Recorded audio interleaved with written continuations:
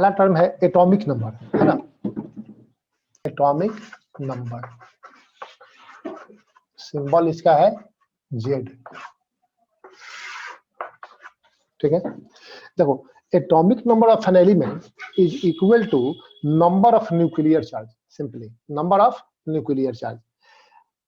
अच्छा, आप जानते हो न्यूक्लियस में प्रोटॉन्स हैं और न्यूट्रॉन्स हैं। Neutrons are neutral, protons has positive charge, one proton has one unit positive charge, तो जितना नंबर ऑफ प्रोटॉन्स होगा उतना ही न्यूक्लियर चार्ज होगा, है ना। तो आप कह सकते हो atomic number is equal to, सीधे ऐसा लिख देते हैं हम, इज नोट सुन देते हैं डिफिनेशन आपको, is equal to number of nuclear charge. ठीक है,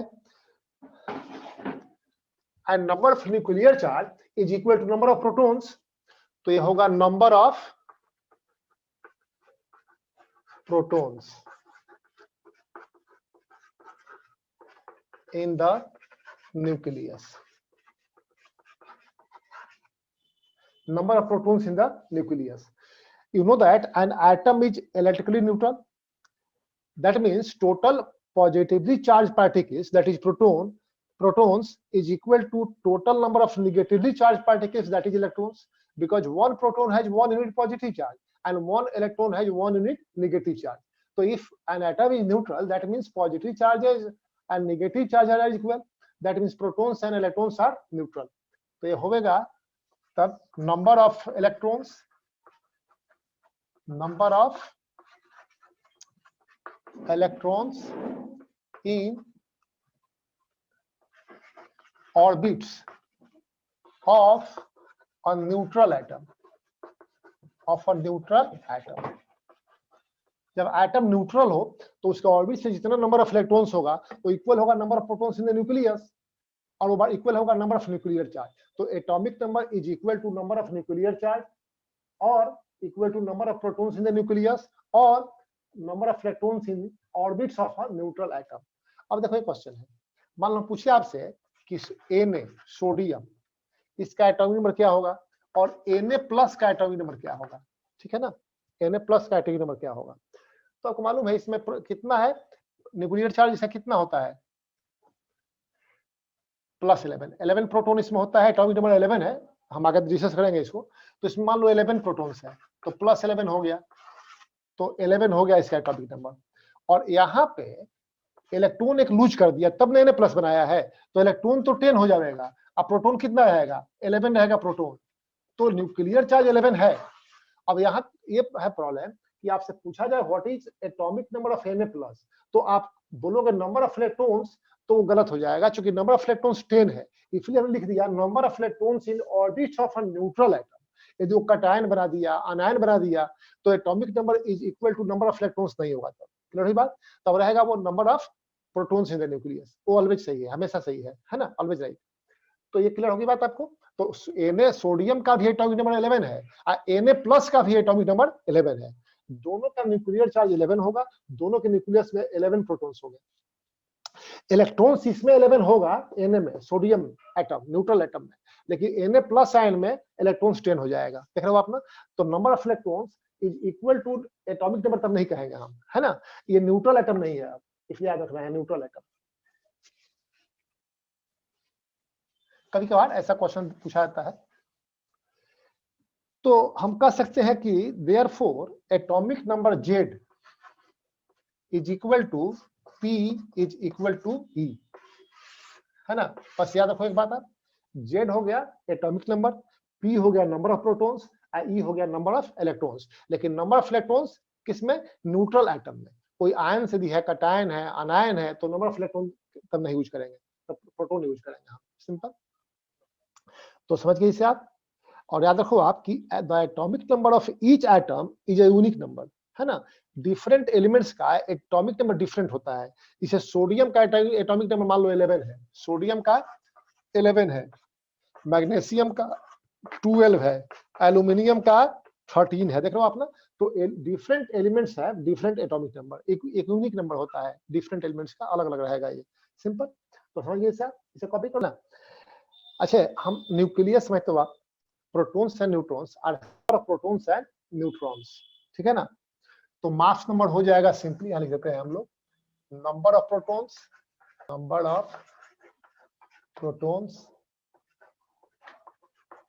प्लस नंबर ऑफ न्यूट्रॉन्स, है ना। तो number of protons plus number of neutrons in the nuclear for the atom, दोनों का सम ले लो और निकल जाएगा मास नंबर, सिंपल। तो हम कह सकते हैं कि A is equal to P plus N, ठीक है। ये अभी आपने पढ़ा था ना कि atomic number is equal to number of proton is equal to number of electron भी अलग होता है। तो हम P को लिख दे एटॉमिक नंबर Z, तो Z प्लस N, मतलब mass number is equal to atomic number plus number of neutrons. Mass number is equal to atomic number plus number of neutrons, simple. तो A माइनस Z कर दो यदि आप, तो निकल जाएगा ना N, नंबर ऑफ न्यूट्रॉन्स। ये फॉर्मूला याद रहेगा आपको। किसी एटम को कैसे रिप्रेजेंट करते हैं? An atom is represented as X superscript A and subscript Z, है ना। मतलब an atom of an element is usually represented by writing the symbol of the element. X क्या है? उस एलिमेंट का सिंबल है, ठीक है ना। Proceeded by atomic number as subscript and atomic number as subscript and mass number as superscript. Suppose करो हमको सोडियम को रिप्रेजेंट करना है, तो X के जगह क्या लिखोगे आप? X के जगह हो गया Na, sodium, for sodium. X हो गया कितना? X की जगह हम लिख दिया Na। Z एटॉमिक नंबर इसका 11 होता है और मास नंबर इसका 23 होता है, तो पता है आपको। तो इसको हम रिप्रेजेंट ऐसे करेंगे, यहां लिख दिया हमने Na, X की जगह Na हो गया। सब स्क्रिप्ट में एटॉमिक नंबर आवेगा, तो ये 11 यहाँ हो गया सब स्क्रिप्ट, है ना। और सुपर स्क्रिप्ट तो मास नंबर 23, ये इसका रिप्रेजेंटेशन हो गया, ठीक है। क्लियर है? ऐसे ही हम डिफरेंट एलिमेंट्स को रिप्रेजेंट कर सकते हैं, है ना। सपोज करो ऐसे लिखा हुआ है, एक दूसरा यहाँ पर ले रहे हैं, एल्यूमिनियम है मान लो, है ना। 13 है और 27 लिखा है, चाहे और भी ले सकते हो, बहुत सारा है। मैग्नीशियम ही ले लो पहले आप, मैग्नीशियम 12 है, इसे लिख लो पहले, रब कर देते हैं 24 है, ऐसे लिखा हुआ है ना। ये क्या रिप्रेजेंट करता है? ये रिप्रेजेंट करता है atom of the element magnesium, और यही है कि मैग्नीशियम के लिए एटॉमिक नंबर कितना होगा? 12, और मास नंबर कितना होगा? 24, ठीक है। Now you have to find number of electrons, protons and neutrons. आपको ये पता करना है ना। कैसे पता करेंगे? फाइंड, ये दिया हुआ है ना। तो फाइंड, यहां लिख देता हूं मैं, find number of electrons, number of protons and number of neutrons. ये क्वेश्चन है आपका, सपोज करो, हो गया, ठीक है। तो ये सिंबल मैग्नीशियम का हो गया, सिंबल मैग्नीशियम का है। एटॉमिक नंबर सबस्क्रिप्ट है 24, मास नंबर सुपर स्क्रिप्ट है, सॉरी एटॉमिक नंबर 12 है सबस्क्रिप्ट, मास नंबर 24 है सुपर स्क्रिप्ट, ठीक है ना। अच्छा you know that atomic number is equal to number of proton, है ना। तो ये कितना हो जाएगा? 12। Atomic number is equal to number of electron, ये होगा 12, है ना। और मास न्यूट्रॉन कितना होता है? A माइनस Z, बताया था ना फॉर्मूला इसके पहले। तो कितना हो जाएगा? 24 माइनस 12, कितना होगा? 12। तो इस तरह मिल गया आपको कि इलेक्ट्रॉन भी 12 होगा, प्रोटॉन भी 12 होगा, और न्यूट्रॉन भी क्या होगा? 12 होगा, सिंपल। तो आप पता कर सकते हो अपने से। सब क्वेश्चन आपका है find number of electrons, protons and neutrons, है ना। हम इसमें दे रहे हैं, सपोज करो पहला ले लो आप क्लोरीन, 35 और 17 लिखा हुआ है।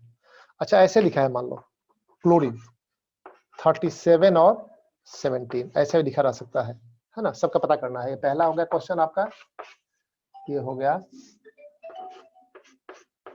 सेकंड वन, है ना, ठीक है।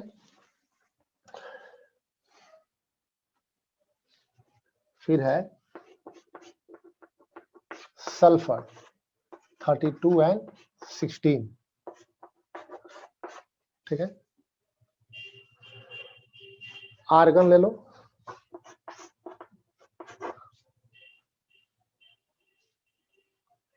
आर्गन है 40 और 18 है ना, पोटेशियम है 39 और 90। बस इतना पता करो अपने से आप, डू योरसेल्फ, बी फास्ट। ये सिंबल्स दिए हुए हैं, जेड पता है आपको, ये पता है, कैसे हमें वो निकल आया, वैसे आप निकाल सकते हो ना, ट्राई करो। देखो पहला है Cl17 और 37 है ना, चौक कहाँ रख दिया भाई,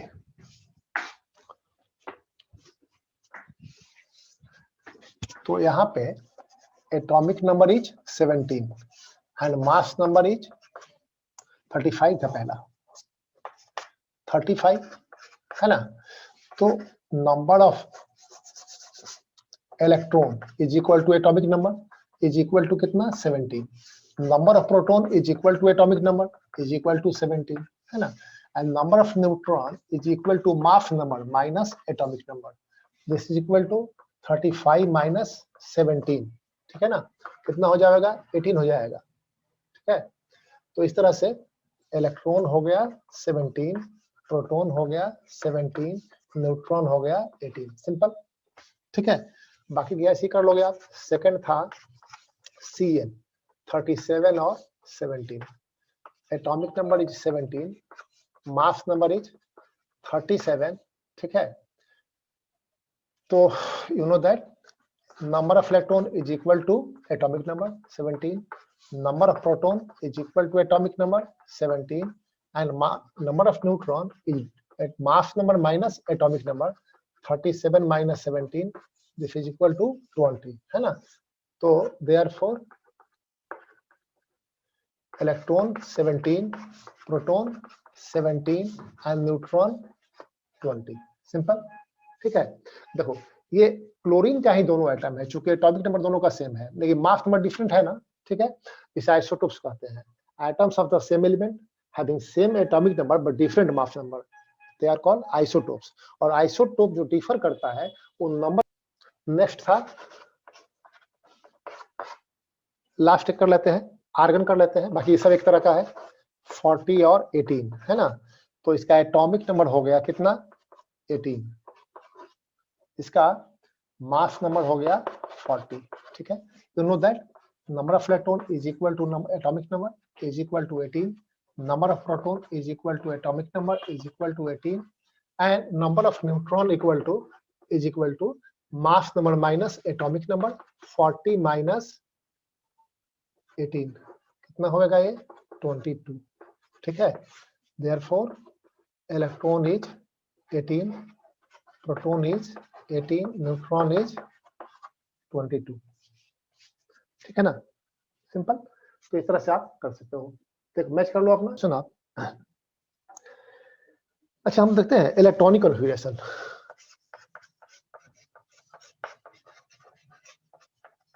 इलेक्ट्रॉनिक कॉन्फ़िगरेशन डिस्ट्रीब्यूशन कैसे है, डिफरेंट ऑर्बिट्स में, डिफरेंट सेल्स में, है ना, ये है इलेक्ट्रॉनिक कॉन्फ़िगरेशन। तो the distribution of electrons in different shells of an atom suggested by Bohr Bury, इसे बोरबडी स्कीम भी कहते हैं।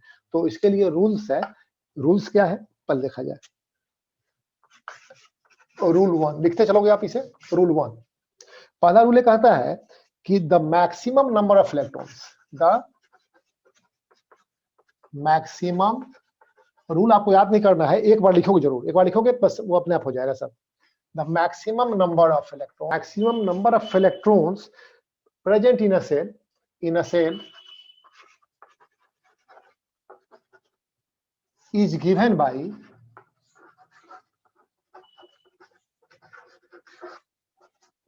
2n स्क्वायर, क्या कहेंगे इसको 2n स्क्वायर, जहां n है इसका शेल नंबर या orbit number, simple. n denotes shell number, n denote shell number. तो मैक्सिमम नंबर ऑफ इलेक्ट्रॉन से जो रह सकता है इसमें, है ना। तो हम लोग डिफरेंट सेल्स के पहले से निकाल लेते हैं और फिर बाद में कॉन्फ़िगरेशन में लिखेंगे, पता चलेगा कैसे क्या होता है। तो देखो यहाँ, तो फॉर के सेल, फॉर के शेल अच्छा, के शेल फर्स्ट सेल है ना, इसके लिए एन क्या होगा, 1 होगा, n is equal to 1, n क्या होगा, 1 होगा, है ना। तो इसमें इलेक्ट्रॉन्स कितना होगा, तो maximum number of electrons, number of electrons ये होगा 2n स्क्वायर, मतलब 2 इंटू 1 का स्क्वायर मतलब 2, है ना। तो के सेल में मैक्सिमम 2 इलेक्ट्रॉन रह सकता है, इसका सेल नंबर 1 है, तो 2n स्क्वायर, 2 इंटू 1 का स्क्वायर कर देंगे 2 हो जाएगा, सिंपल, ठीक है। ऐसे ही फॉर फर्स्ट सेल है, ये फर्स्ट सेल है। फॉर सेकंड सेल यहाँ लिख देते हैं फर्स्ट सेल, है ना, for second cell,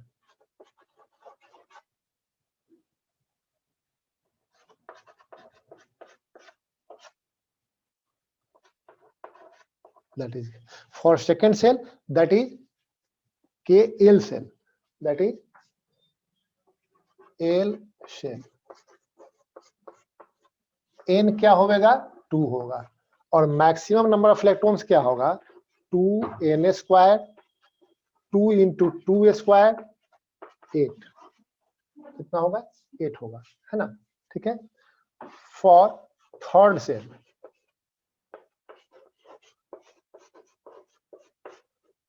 that is M shell,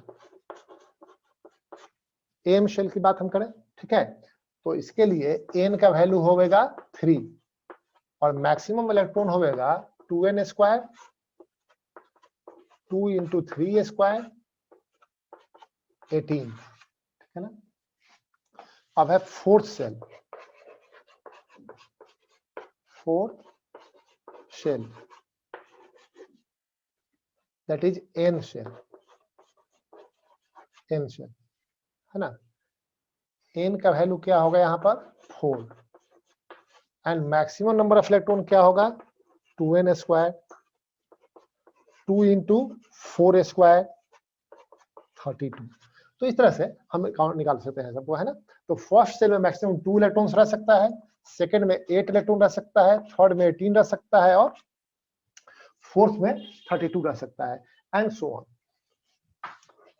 rule second rule है the maximum number of electrons that can be present in the outermost shell is 8 even it has the capacity to accommodate more electrons.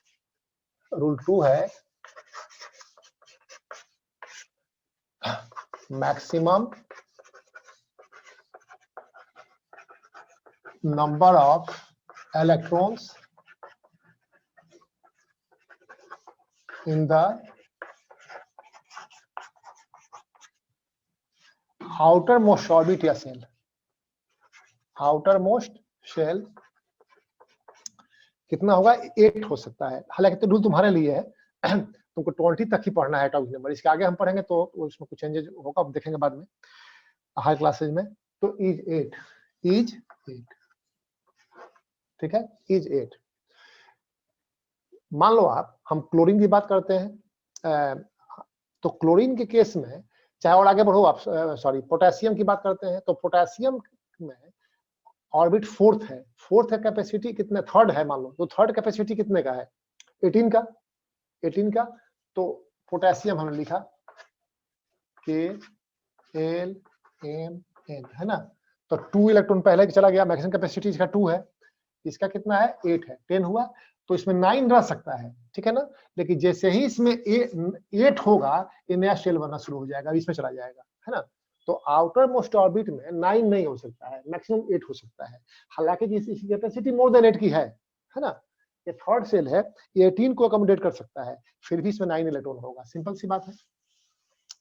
तो maximum number of electrons in the outermost shell is 8, only one shell. तो इसका outermost shell पहला ही से, first shell is outermost shell, है ना। तो has only one लिख दो, अच्छा रहेगा, हैज ओनली वन सेल, है ना। So it can accommodate a maximum of 2 electrons, a maximum of 2 electrons, ठीक है। तो किसी भी एटम में यदि एक ही सेल हो तो 2 इलेक्ट्रॉन होगा उसके आउटर मोस्ट ऑर्बिट में, और बाकी सब में कितना होगा, 8 से ज्यादा नहीं होगा, सिंपल। एक ही ऑर्बिट है तो 2 से ज्यादा नहीं होगा, ठीक है।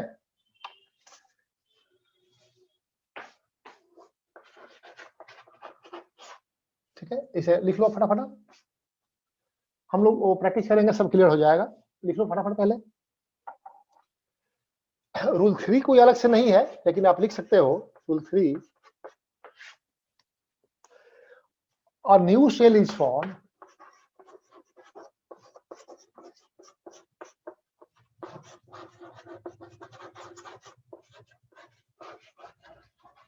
as soon as,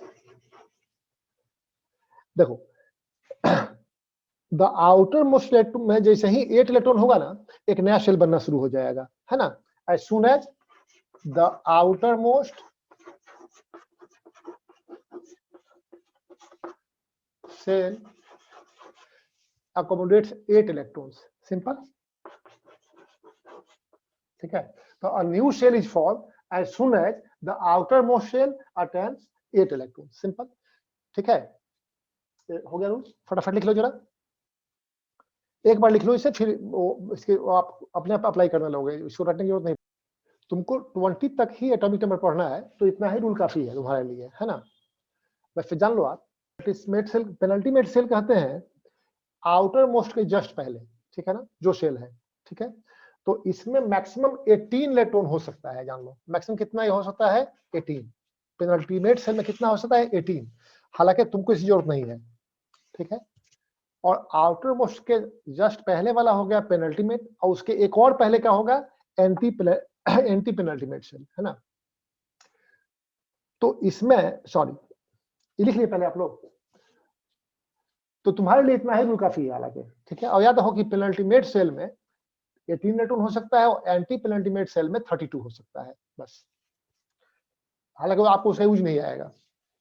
अब हम लोग इसका यूज करते हैं और लिखते हैं इलेक्ट्रॉनिक कॉन्फ़िगरेशन, है ना, इलेक्ट्रॉनिक कॉन्फ़िगरेशन, है ना। इसका पहला है hydrogen, atomic number 1, mass number 1, है ना। इसे लिखने का प्रैक्टिस करना है एक बार बढ़िया से। दूसरा है इसमें helium, mass number 4, atomic number 2, ठीक है ना। फिर आता है लिथियम, लिथियम एटॉमिक नंबर इसका है 3 है इसका। हमको एटॉमिक नंबर से मतलब यहाँ पर है, मास नंबर हटा देते हैं, तो कॉन्फ़िगरेशन लिखना है, 3 हो गया, लिथियम हो गया 3। फिर बेरिलियम है 4, बेरिलियम। फिर बोरॉन है 5, बोरॉन हो गया 5। कार्बन हो गया 6, नाइट्रोजन हो गया 7, नाइट्रोजन हो गया 7। पहले इतना लिख लेते हैं हम लोग, है ना। तो देखो इसमें के एल एम ये सब नहीं लिख रहे हैं। फर्स्ट सेल में 2 कैपेसिटी इसकी है, 1 इलेक्ट्रॉन है, तो पहले सेल में जाएगा, के सेल में 1 इलेक्ट्रॉन जाएगा। इसमें के सेल में 2 इलेक्ट्रॉन होगा, इसमें के सेल में 2 इलेक्ट्रॉन जा सकता है, क्योंकि कैपेसिटी के सेल की 2 इलेक्ट्रॉन की है। और 1 इलेक्ट्रॉन जो होगा वो नेक्स्ट सेकंड सेल में जाएगा, सेकंड ऑर्बिट में जाएगा। यहाँ पर 4 है तो 2 और 2 हो गया, यहाँ 5 है तो 2 और 3 है, 6 है तो 2 और 4, और 7 है तो 2 5। एक कॉन्फ़िगरेशन इसका हो गया, है ना। मतलब के शेल में 1 इलेक्ट्रॉन है, और इसमें के शेल में 2 इलेक्ट्रॉन, इसमें के में 2, एल में 1, ऐसे डिस्ट्रीब्यूशन हो गया, ठीक है। अब एक बात समझ लो कि वैलेंसी क्या है ना। देखो, और वैलेंस शेल क्या है, the outermost shell of an atom is called valence shell. तो इसमें वैलेंस शेल कौन है, ये सेकंड शेल है, वैलेंस शेल, सेकंड शेल इसमें वैलेंस शेल है ना। अच्छा, the electrons present in the valence shell are called valence electrons. तो इसमें वैलेंस इलेक्ट्रॉन कितना है, 1 है, 2 है, 1 है, 2 है, 3, 4, 5, ऐसे वैलेंस इलेक्ट्रॉन है, ठीक है ना। और याद रखो आपकी only valence electrons take part in a chemical reaction, ठीक है ना। तो chemical properties of the element depends on number of valence electrons. Chemical properties of an element are decided by valence electrons, ठीक है ना। और आपको वैलेंसी निकालना हो, आप पढ़ चुके हो पहले इसके बारे में डिटेल में, वैलेंसी क्या है, the combining capacity of an atom of an element is called valency. तो वैलेंसी को आप कैलकुलेट कर सकते हैं with help of electronic configuration, ठीक है ना। तो वैलेंसी इज इक्वल टू होगा नंबर ऑफ वैलेंस इलेक्ट्रॉन।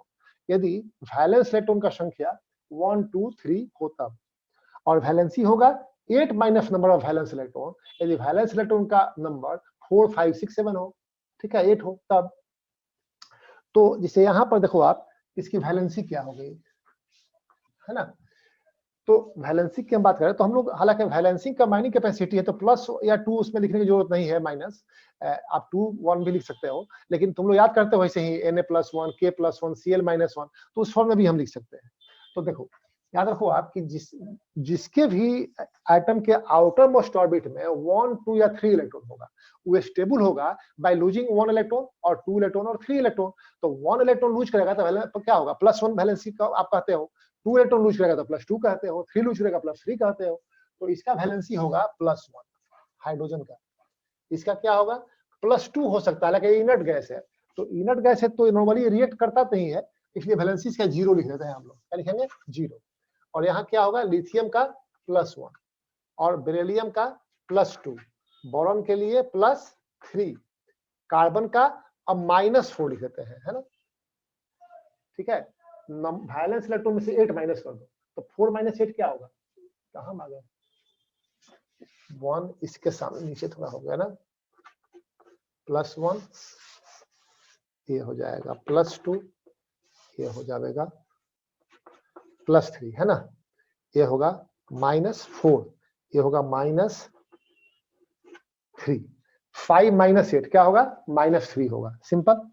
अच्छा देखो, ये हम बात करें यदि कि ये मेटल है नॉन मेटल है, तो मेटलॉइड भी आता है, हम लोग मेटलॉइड यहाँ नहीं यूज कर रहे हैं, हम पीरियोडिक टेबल में पढ़ चुके हैं। हाइड्रोजन क्या है, ये गैस है, हो गया। हीलियम क्या है, इनर्ट गैस है, हम आई लिख रहे हैं, इनर्ट गैस, है ना। अच्छा, लिथियम क्या है, मेटल है, ठीक है।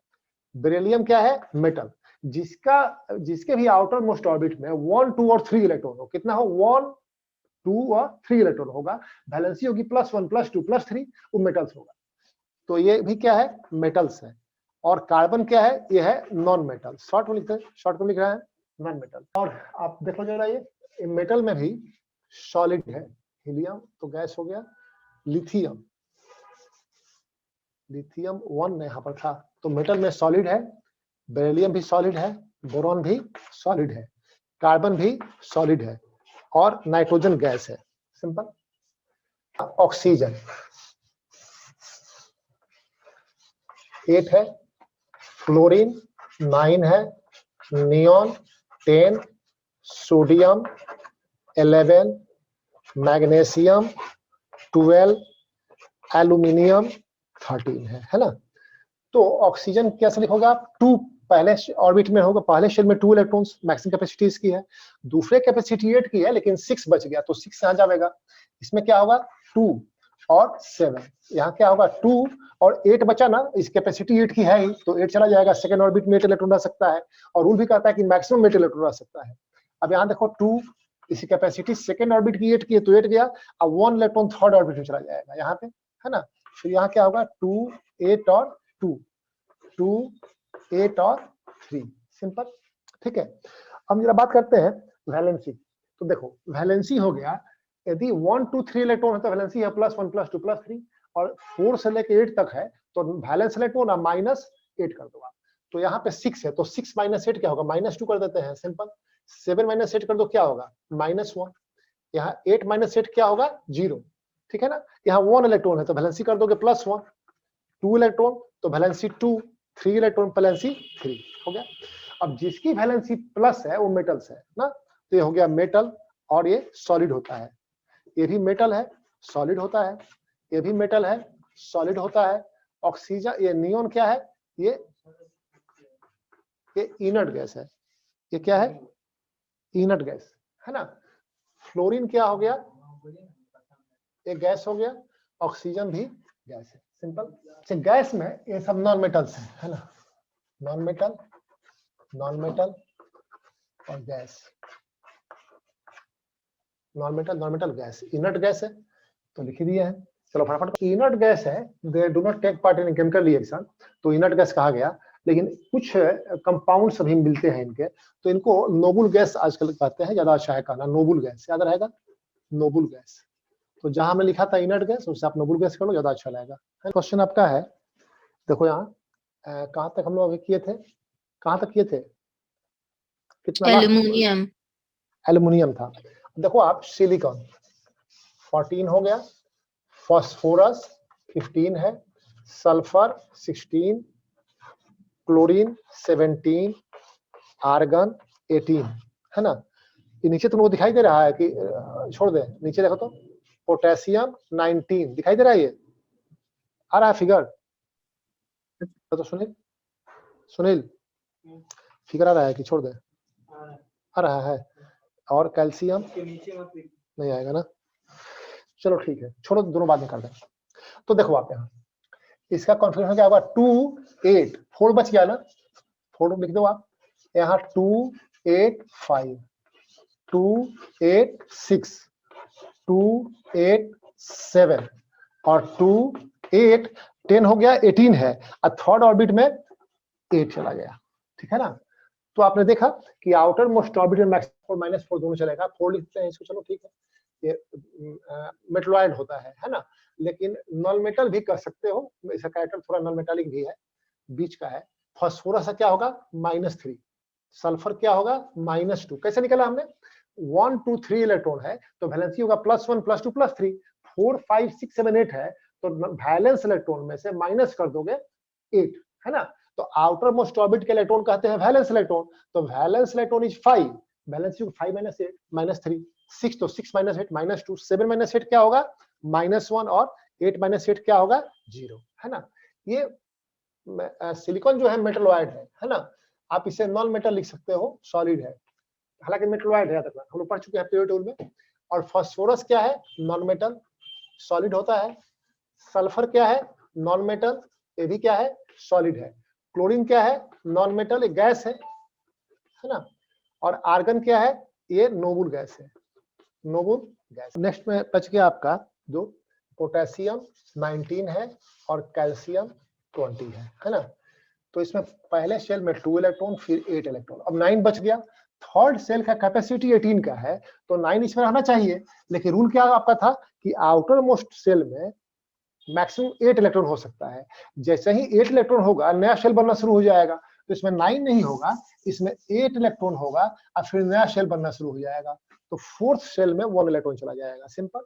ठीक ऐसे ही 2 8 यहाँ 10 की कैपेसिटी इसकी 18 की है, 10 इलेक्ट्रॉन है, लेकिन रूल आपका ये कहता है कि आउटर मोस्ट ऑर्बिट में outer most orbit can't accommodate, can't है मोर देन 8 इलेक्ट्रॉन्स, तो इसमें 8 इलेक्ट्रॉन होगा। और जैसे ही इसमें 8 इलेक्ट्रॉन होगा नया शेल बनना शुरू होगा तो 2 इलेक्ट्रॉन यहाँ चला जाएगा, सिंपल, ठीक है। इसकी वैलेंसी क्या होगी, देखो आउटर मोस्ट में 1 इलेक्ट्रॉन है तो +1 वैलेंसी, यहाँ 2 इलेक्ट्रॉन है तो +2 वैलेंसी हो गया। ये मेटल है और सॉलिड है, ये भी मेटल है और सॉलिड है, सिंपल लिख लो। इसका बुक में ऑर्बिट डायग्राम्स दिया हुआ है, उससे आप प्रैक्टिस करोगे, हम एक दो समझा देते हैं। इसे मान लिया जाए कि आर्गन है, आर्गन यहाँ 18 है, यहाँ पर 40 है ना। तो पहले करना है आपको कि लिख लो यहाँ एटॉमिक नंबर हो गया 18 और मास नंबर हो गया 40, है ना। तो number of electrons is equal to atomic number is equal to 18, number of protons is equal to atomic number is equal to 18 and number of neutron is equal to mass number minus atomic number is equal to 40 minus 18 is equal to 22, ये निकाल लिया आपने, है ना। तो आपको ये पता चल गया कि इसमें इलेक्ट्रॉन क्या होगा, इलेक्ट्रॉन होगा 18, प्रोटॉन होगा 18, न्यूट्रॉन होगा कितना 22, क्लियर हो गया आपको, ठीक है। अब कॉन्फ़िगरेशन इसका क्या होगा, है ना। कॉन्फ़िगरेशन इसका होगा, ये आर्गन है 18 है तो 2 8 8, सिंपल, ठीक है। तो ऑर्बिट डायग्राम में हम लोग ऐसे करेंगे, देखो यहाँ ये हो गया न्यूक्लियस इसका, है ना। तो न्यूक्लियस में क्या क्या रहता है, प्रोटॉन्स एंड न्यूट्रॉन्स। तो प्रोटॉन्स इसमें कितना है बोलो 18 प्रोटॉन हो गया, छोटा है ना। तो यहाँ पर 18 प्रोटॉन्स हो गया और 22 न्यूट्रॉन्स हो गया, है ना। अब इसमें एक ऑर्बिट है यहाँ पर, फिर छोटा होगा, इसे नीचे बनाना पड़ेगा। चलो कोई बात नहीं, पहले इसे कॉपी कर लो आप, इसे कर लो आप, इसे लिख लो पहले आप, फिर बनाते हैं। एटॉमिक नंबर 12 से लेकर 20 तक, 12 to 20 एटॉमिक नंबर। इसमें क्या था, इलेक्ट्रॉन था 18, प्रोटॉन था 18, न्यूट्रॉन था 40 माइनस 18 22, है ना। तो ये न्यूक्लियस हो गया, 18 प्रोटॉन्स है, 22 न्यूट्रॉन्स है ना। इसके बाद पहला ऑर्बिट या शेल, फिर सेकेंड सेल हो गया, और फिर इसमें हो गया थर्ड सेल हो गया, है ना। ये इसमें सेल्स है ना। अब इलेक्ट्रॉन्स बनाना है आपको, तो इलेक्ट्रॉन्स देखो, इसमें 2 इलेक्ट्रॉन्स है ना, तो 2 इलेक्ट्रॉन्स पेयर में देते हैं इसे। इसमें कितना था, कॉन्फ़िगरेशन लिख लो पहले, इट इज का 2 8 8, है ना। तो 8 है तो 4 हो गया, ये 6 हो गया और 8 हो गया। फिर थर्ड ऑर्बिट में 8 इलेक्ट्रॉन्स है ना, तो 2 4 6 और 8, ठीक है। तो इसको बोलते हैं ऑर्बिट डायग्राम, ठीक है। तो ऐसे ही बनाने के लिए देता है एग्जाम कई बार, तो बना लोगे इससे आप। बल्कि कैल्शियम का अपने से बनाओ ऐसे ही, कैल्शियम है यहाँ 40 है और यहाँ 20 है ना। तो इसका इसमें निकालो आप, इलेक्ट्रॉन्स कितना होगा, प्रोटॉन्स कितना होगा, न्यूट्रॉन्स कितना होगा, ऑर्बिट डायग्राम कैसे लिखोगे, बनाओ, डू योरसेल्फ। कैल्शियम है, इसके लिए एटॉमिक नंबर क्या है 20, मास नंबर क्या है 40, इलेक्ट्रॉन्स कितना होगा, नंबर एटॉमिक नंबर इक्वल होगा, ये 20 हो गया। प्रोटॉन्स कितना होगा, एटॉमिक नंबर के इक्वल होगा 20, न्यूट्रॉन कितना होगा, mass number minus atomic number, 40 minus 20 is equal to 20। Simple configuration इसका लिख लो आप, ये कैल्शियम हो गया, है ना, 20 है यहाँ पे, ये होगा 2 8 8 और 2 हो गया ना। अब इसको लिखना है आप, ठीक है ना। तो देखो जरा आप, यहाँ पे प्रोटॉन हो गया 20 प्रोटॉन्स और 20 न्यूट्रॉन्स, सिंपल, है ना। अरे वाह, एक मिस्टेक हम कर दिए, ये जरा फिर से देख लेना, यहाँ पे हम ध्यान नहीं दिए थे, सॉरी। फिर से देखो इसे, आर्गन आधा छूट ही गया था, ओके कर दिया हमने। आर्गन का देख लो पहले, आर्गन का ये है ना। आर्गन में प्रोटॉन कितना था, 18 प्रोटॉन था और 22 न्यूट्रॉन था, है ना। और पहला सेल ये है ना। फिर ये सेकेंड सेल, ये हो गया आपका थर्ड सेल, है ना। थोड़ा टेढ़ा हो रहा है सेल है, स्फेरिकल, थोड़ा सा सर्कुलर होना चाहिए था, ठीक है ना। तो देखो पहले शेल में 2 इलेक्ट्रॉन्स है ना। इसके बाद कितना था, 8 इलेक्ट्रॉन्स था, 8 इलेक्ट्रॉन्स था, है ना। और फिर था 8,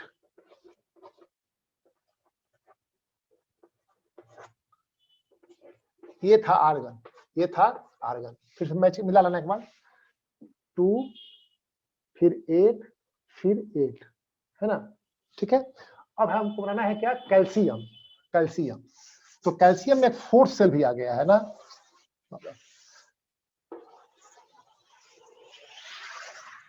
एक फोर्थ सेल भी आ गया है, इसमें 2 इलेक्ट्रॉन्स है, तो 2 इलेक्ट्रॉन्स यहाँ दिखा दोगे, हो गया, ठीक है ना। तो इस तरह से आप अपने से बना सकते हो, ठीक है। तो ये चैप्टर आपका खत्म हुआ। अब इसमें है केमिकल बॉन्डिंग, है ना। तो इसे हम लोग नेक्स्ट क्लास में करेंगे।